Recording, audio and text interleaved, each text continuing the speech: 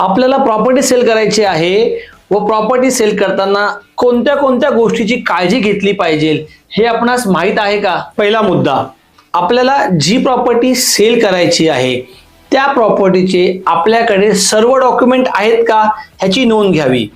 जर नसेल तर त्याची जमवाजमव करावी.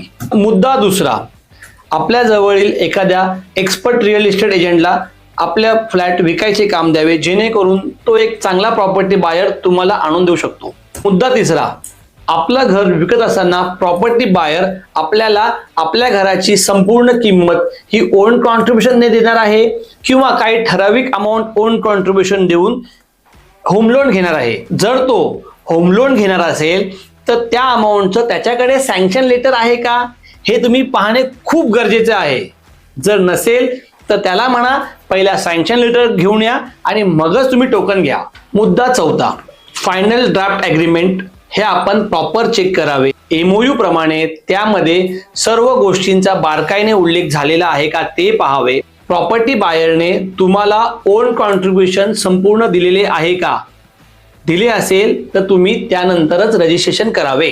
प्रत्येकाचे घर हीच माझी जबाबदारी, प्रत्येकाचे घर हेच माझे ध्येय. धन्यवाद.